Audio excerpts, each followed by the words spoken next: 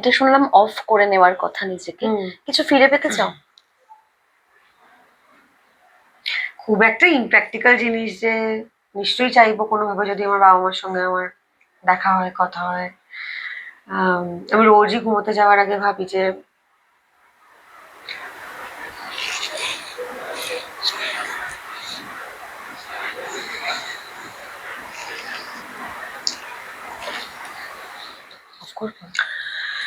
না।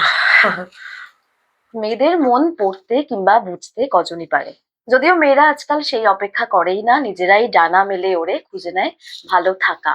আর সেরকমই বিবি পায়রার শিউলি, সে ডানা মেলে উঠতে চায়, খুঁজে নেয় ভালো থাকার কারণ। ঠিক তেমনই সেই চরিত্রে স্বস্তিকা মুখোপাধ্যায় চিরকাল ডানা মেলে উঠতে পছন্দ করে নববর্ষের শুরুতে। কেমন আছো স্বস্তিকা দি? শুভ নববর্ষ জানাই সকলকে, সবার বছর ভালো কাটুক, পরিবারের সঙ্গে কাটুক, সবাই সুস্থ থাকুক বাবা, তাতেই শান্তি। ঝুমা শিউলি প্রত্যেকে ভালো থাকার কারণ খুঁজে নেয়। তুমি তো সব সময় ভালো থাকতে চাও, ভালো থাকো। তোমার কাছে ভালো থাকাটা কি, কিভাবে? নিজের মতো করে। আমি কোনোদিনই কোথাও ফিট ইন করার চেষ্টা করিনি যে এখন এটা চলছে আমাকে এটা করতে হবে, বা এটা করলে আমি লোকে আমায় ভালো বলবে, বা আমি সবার খাতায় আমার খুব সুখ্যাতি হবে, সেটা আমার কাছে খুব একটা প্রাধান্য পাইনি। আমার যেটা করতে ভালো লাগে আমি সেটা করি, আমার যেভাবে ভালো থাকতে ইচ্ছে করে আমি সেভাবে থাকি। আহ, আর সেই থাকাটা খুবই সাধারণ। হুম, আমি খুব সাধারণ জীবনযাপনে বিশ্বাসী। তো অফকোর্স আমি একটা প্রফেশনে আছি যেটা is all about show business, it's show business, it's all about Glamour. হ্যাঁ, মানে ভীষণ ইভেন্টফুল, বাইরে থেকে দেখলে মনে হয় খুব ইভেন্টফুল লাইফ, সবসময় আমাদের কিছু না কিছু হচ্ছে।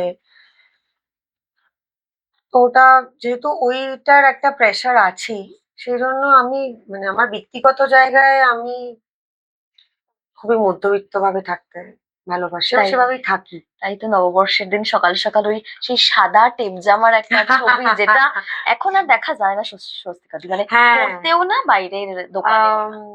হ্যাঁ, আমি তো মানে পড়েছি, আমার মেয়েও পড়েছে, এবং আমি জানি গড়িয়াহাটের কোন স্পেসিফিক দোকানে ওগুলো পাওয়া যায় কিনতে। এবং আমার যে অ্যাসিস্ট্যান্ট রূপক আমার গাড়িও চালায়, ওর মেয়ে হয়েছে 1 বছর আগে। তো আমি বিবি পায়রারই অ্যাকচুয়ালি গড়িয়াহাটে শুটিং করার সময় আমি ওর মেয়ের জন্য ওই টিপ জামাগুলো কিনেছিলাম। ইনফ্যাক্ট আমি গতকাল গড়িয়াহাটে একটা স্টুডিওতে ডাবিং করতে গেছিলাম। তারপরে আমি বেরিয়ে ভাবলাম যে দক্ষিণাকালী দোকানটা তো কাছেই, আর আমি গুলিয়ে ফেলেছিলাম ফুটপাথটা। তারপরে আমার টিম মেম্বারকে ফোন করে বললাম যে আমি মনে হচ্ছে আমি উল্টো দিকে হাঁটছি, তাও একটু বলতো। তারপরে আমি দেখলাম যে আমি প্রায় 2-3টে স্টপেজ হাঁটলাম। হ্যাঁ, হ্যাঁ, আমি একাই ছিলাম। 2-3টা স্টপেজ হাঁটলাম, কারণ গলিটা মানে কোন ফুটপাথটা একটু গুলিয়ে গেছিল। So that is like almost পুরো গড়িয়াহাটটাই আমার হাঁটা হয়ে গেল। তো তারপর আমি কালকে দক্ষিণাকালীতে আমি একটু বাড়ির সকলের জন্য শাড়ি কিনতে গেছিলাম, আমার রান্নার দিদি, আমার বাড়িতে যে মাসি আছে, আরো কিছু লোকজন। তখন এই শাড়িটা দেখলাম, তো দেখে কিনলাম, কিনে ভাবলাম যে পয়লা বৈশাখের রেশ এখনো চলছে, নতুন শাড়িটা পরে ফেলি। So this is, it was very, খুবই সস্তা ছিল, তো 1100-1200 টাকা দাম। তো আমার ওইগুলো নেই যে আমাকে খুব দামি জিনিস পড়তে হবে, খুব দামি জায়গা থেকে জিনিসপত্র কিনতে হবে। আমার খুব ভালো লাগে গড়িয়াহাটে ঘুরতে।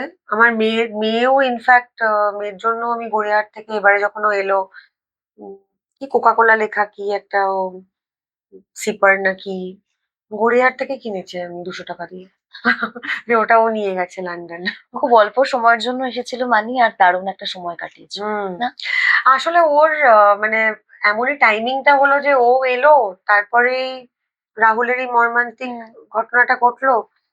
তো আমি যতটা প্ল্যান করে রেখেছিলাম যে অনেক জায়গায় যাওয়ার ছিল, ওখানে ডিনার করতে যাওয়ার ছিল, অনেকগুলো সিনেমা দেখার ইচ্ছে ছিল, সেগুলো সবকটা মানে করা হয়নি, কারণ ইচ্ছেও করছিল না। কিরকম একটা হয়ে গেল, মন মেজাজটা খুব অস্থির লাগছিল।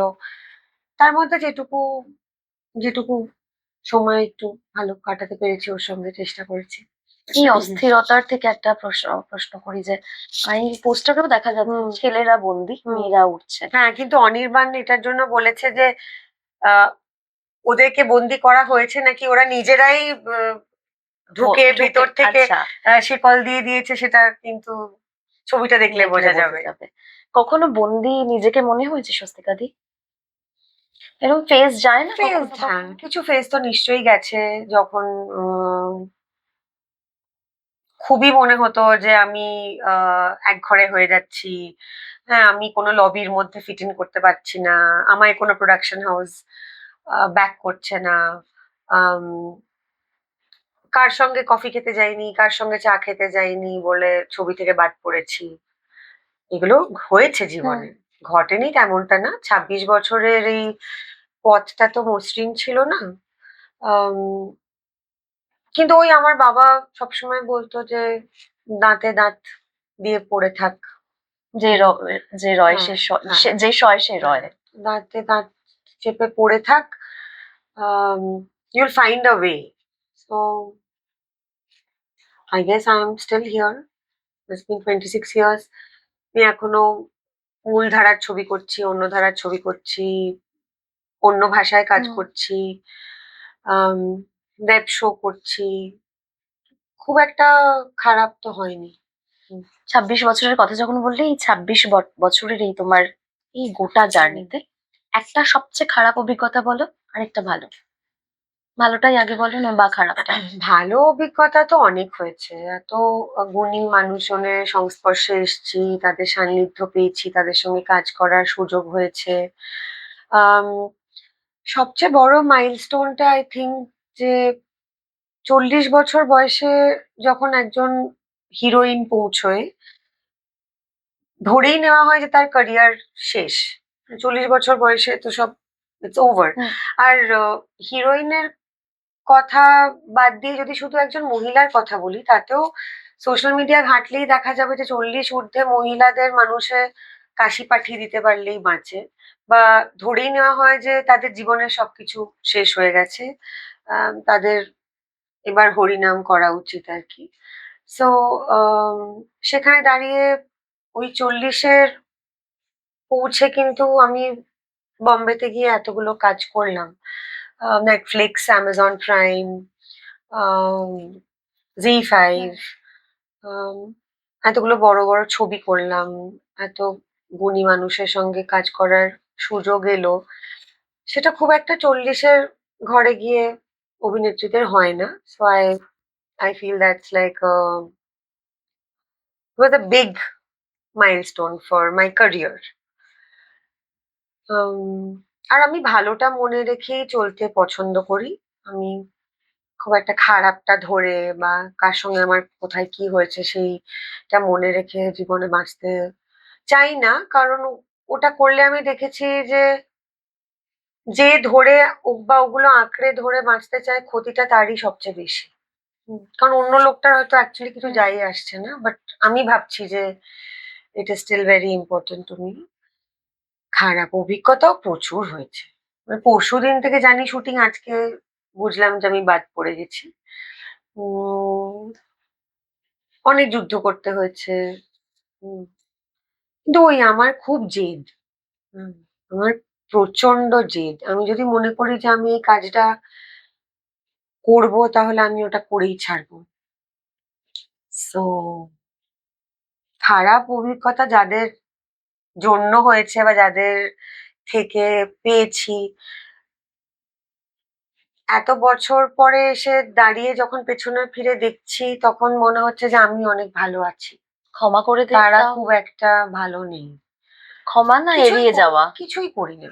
ক্ষমা করলেও তো একটা আ গুরুত্ব দেওয়া হুম। হয়। আঁকড়ে ধরে থাকলেও একটা গুরুত্ব দেওয়া হয়। আমি যদি চাই যে তাদের খারাপ হোক, তাতেও একটা গুরুত্ব দেওয়া হয়। কিছুই করি না। তারা থাকলেও আমার কিছু যায় আসবে না, তারা মরে গেলেও আমার কিছু যায় আসবে না। আমি খুব নিজেকে এইভাবে অফ করে নিতে পারি। সো ওটা আমার একটা চরিত্রের, কি বলবো, ভালো খারাপ যে যেভাবে নেয়। কিন্তু আমি তোমার জন্য জীবন দিয়ে দিতে পারি। কিন্তু আমি যদি একবার ওখান থেকে সরে আসি, তোমার জীবনে যাই হোক না কেন, that is not going to matter to me. ভালোটাও ম্যাটার করবে না, খারাপটাও ম্যাটার করবে না। বাট ইয়া, আই মিন, আমার বাবা সবসময় বলতেন যে লম্বা রেসের ঘোড়া হতে হবে। এই নেক্সট 2 বছরে আমি কি করে হুম। ফেলছি, এক্ষুনি আমার যে ক্ষতি করেছে তার কি হয়ে যাচ্ছে, আমরা সবসময় খুব চটজলদি রিয়াকশন খুঁজি। সোশ্যাল মিডিয়ার যুগে তো আরোই। But in the long run আমি দেখেছি যে তারা যে খুব একটা ভালো আছে বা তাদের যে একটা বিশাল কিছু ক্যারিয়ারে হচ্ছে তেমনটা নয়। I am in a much better space than them. And আমি সবসময় অন্যদের দেখি যারা আমার থেকে হয়তো ভালো নেই, সেটা দেখে আমার মনে হয় যে আমি কত ভালো আছি, ওই জন্য আমার প্রবলেম গুলো আমার কাছে খুব একটা বড় মনে হয় না। হুম। এটা শুনলাম অফ করে নেওয়ার কথা নিজেকে। হুম। কিছু ফিরে পেতে চাও? খুব একটা ইমপ্র্যাকটিক্যাল জিনিস যে নিশ্চয়ই চাইবো কোনোভাবে যদি আমার বাবা মার সঙ্গে আমার দেখা হয়, কথা হয়। আম আমি রোজই ঘুমোতে যাওয়ার আগে ভাবি যে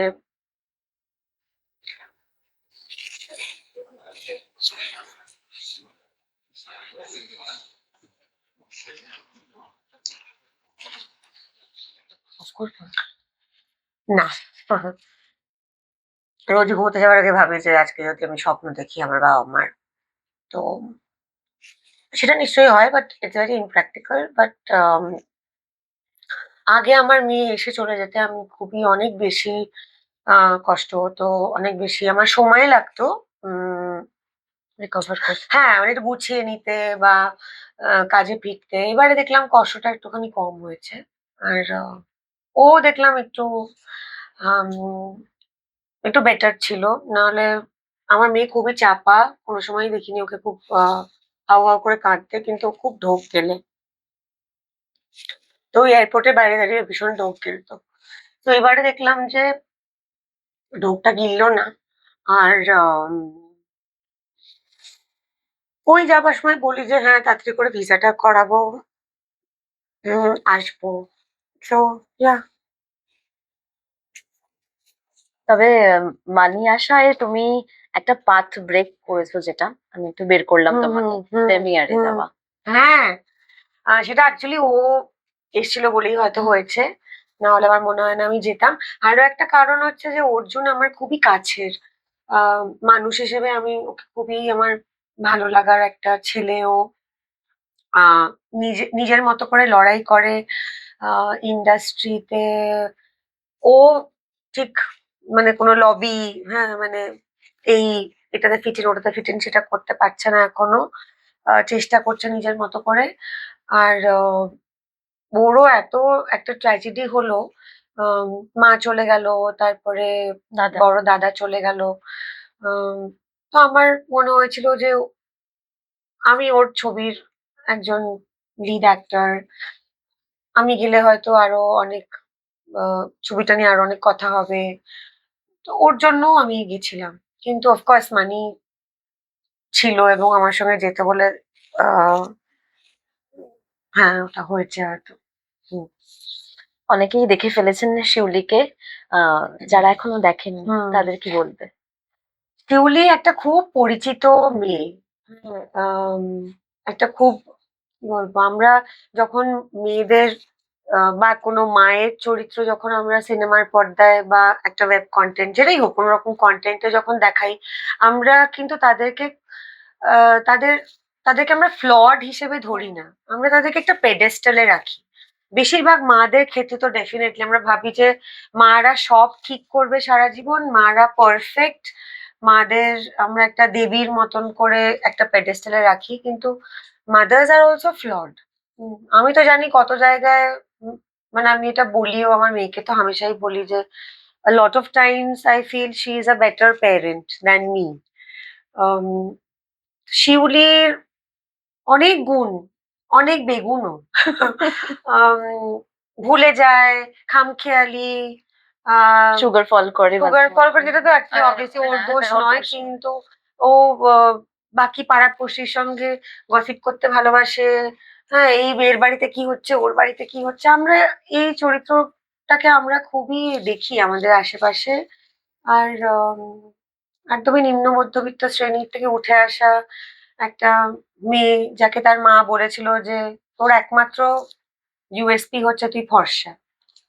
কারণ বেশি দূর পড়াশোনা করেনি, আহ সাংঘাতিক যে গৃহকর্মে নিপুণা তেমনটাও নয়, অনলি ইউএসপি হচ্ছে খুব ফর্সা।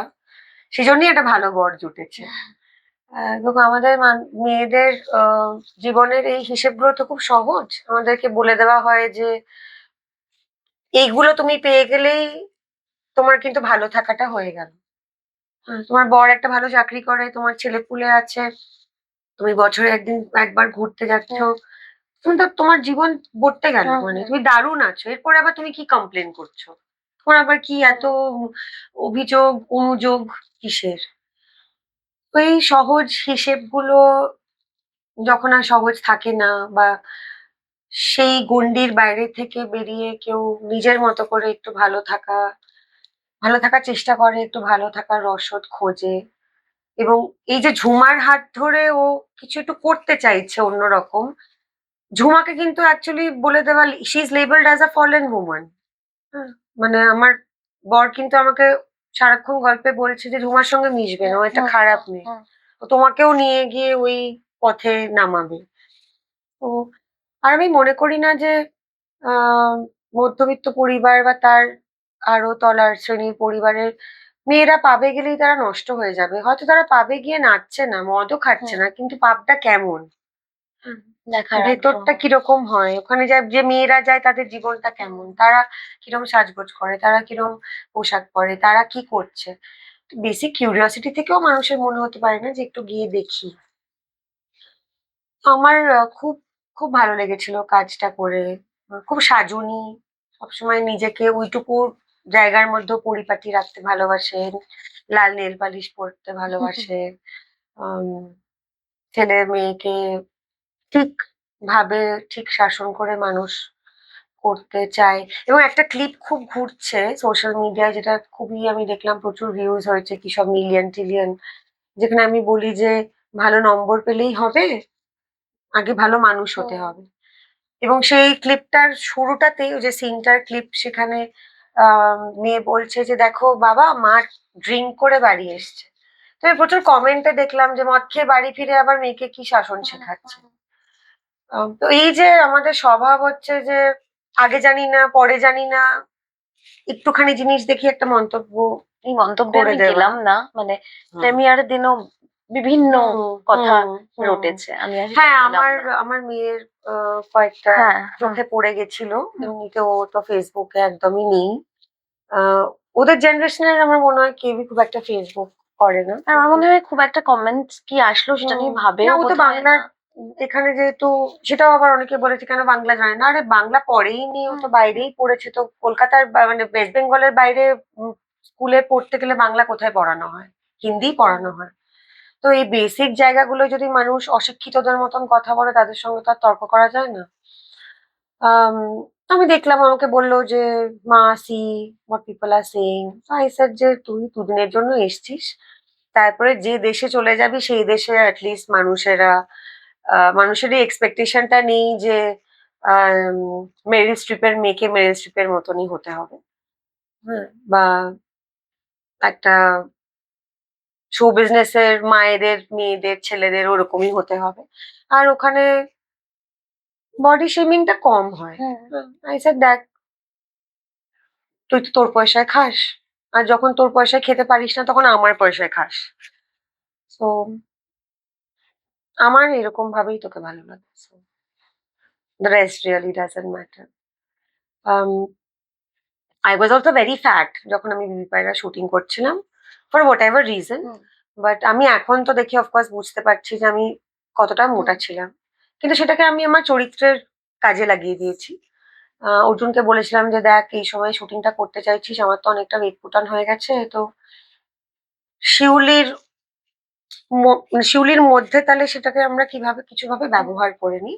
এবং আমি সবসময় অভিনেত্রী হিসেবে সেটাই চেষ্টা করেছি যে আমার যা যা ফ্লজ, যেগুলো আমি মনে করি ফ্ল, সেটা কিভাবে আমি চরিত্রের মধ্যে ব্যবহার করে নিতে পারি। যেরকম আমার অনেক স্ট্রেচ মার্কস আছে প্রেগনেন্সির সময় থেকে। তো বিবি পায়রায় একটা সিন আছে যেখানে আমি পেটের দাগ দেখি। তো আমি আমাদের ডিওপি কে বলেছিলাম যে, সুপ্রতিম, আর কিছু হোক না হোক আমার পেটের দাগগুলো যেন দেখা যায়। কারণ এই মহিলাটার 2 টো বাচ্চা হয়েছে। বেশিরভাগ মেয়েদেরই স্ট্রেচ মার্ক আসে। হয়। যাদের হয় না দে আর লাকি। আমার বোনের যেরকম হয়নি। বাট আমার হয়েছে। আমার প্রচুর স্ট্রেচ মার্ক। বাট মেয়েদের হয়। সো ইউ নো আমাদের মধ্যেও যেটা হয় সেটা সাধারণ আরো ৫ টা মেয়ের মধ্যেও হয়। তো আমি সেটাকে নরমালাইজ করব না কেন? আমি কেন এটা ডিপিক্ট করব যে যেহেতু আমি শো বিজনেসে আছি I am picture perfect. I am not. So আমি গোলদাস্তার সময়ও আমি শাড়িটা এমন জায়গায় পরেছিলাম যাতে আমার স্ট্রেচ মার্কস দেখা যায়। তো আমি ওটাকে ঢাকি না। কারণ আমাদের নরমালাইজ করা উচিত। আমরা সেই সময়ে এসে দাঁড়িয়েছি। তো that has always been I think my motive that we should normalize things. আমরা যে সিনেমা আর্টিস্টদের ক্ষেত্রে বলি যে লুকিং লাইক আ ড্রিম, ঘুম থেকে উঠলে তো আমাদেরকেও ওরকম জঘন্য কুৎসিতই লাগে দেখতে। তারপরে আমাদের হেয়ার ড্রেসার আসে, মেকআপ আর্টিস্ট আসে, বা আমরা নিজেরা সবাই আজকাল মেকআপ করতে জানি। তো ঘুম থেকে উঠলে আমাকে থোড়ি না এরকম লাগে। I've spent an hour to look like this. Thank you so much. Thank you. ভালো থাকবেন সবাই। আর আমাদের ছবিটা চলছে, হলে চলছে। ফার্স্ট উইকে আমরা প্রচুর হল পেয়েছিলাম। তারপরে একটা বলিউড হিন্দি সিনেমা এসেছে যেটার কোনো বাজ নেই, কিন্তু তাও সেটার জন্য আমাদের পোড়া কপাল যে আমাদের একটু শো কমে গেছে। কিন্তু তাও অনেকগুলো প্রাইমারি হলে চলছে এবং মানুষের খুবই ভালো লাগছে। আমরা খুব পজিটিভ রিভিউজ পাচ্ছি। প্লিজ হলে গিয়ে ছবিটা দেখবেন এবং আমাদের জানাবেন কেমন লাগে।